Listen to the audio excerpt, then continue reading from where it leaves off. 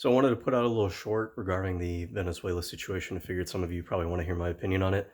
I don't have time right now to do a full stream. Maybe I'll do a stream later today or tomorrow.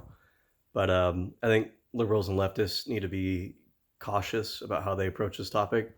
You don't want to defend Venezuela or Maduro. These are not, Venezuela was not a well run government or country at the time. It was very corrupt, very oppressive to its people. Nicolas Maduro is not a good figure. You want to make sure that you caveat that when you talk about this topic.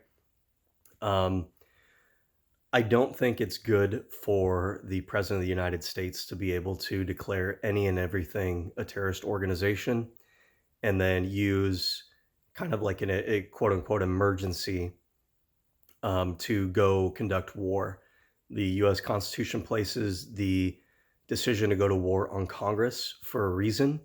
You want it to be a more deliberative process. You want it to have checks and balances. You don't want the whims of one person to decide that. The biggest concern for me, pardon me, I'm getting over a cold. The biggest concern for me isn't, Maduro. I don't care about Maduro. I don't care about, him getting, militarily taken out or whatever. I think if this was something that we worked through with Congress, got congressional approval for, that would be one thing. The biggest troubling thing that I think people need to really focus on and be the primary focus is the precedent that it sets to allow the president to conduct war without approval from Congress. That's really dangerous. That's really destructive. We could imagine, a different situation where you have a country like, Greenland or Mexico, where are these countries that don't have issues or problems? No, there's no country that exists in the world that doesn't have crime or drugs or anything of that nature. The United States has it as well, right? But we don't want presidents to just decide, I'm going to invade any country that I want. I'm going to depose any leader that I want. I don't want to have to engage in diplomacy. I don't want to have to follow international law. I don't want to run things through Congress. I don't want it to have a deliberative process. I don't want any checks and balances.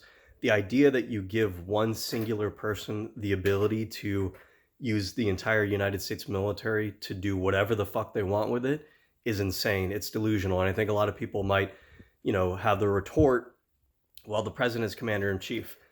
Commander in chief role does not mean that the president gets to decide what to do with the military all by himself.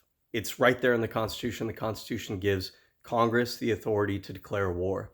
It doesn't give the commander in chief the ability to declare war. The commander in chief role is the role of carrying out the process decided by Congress.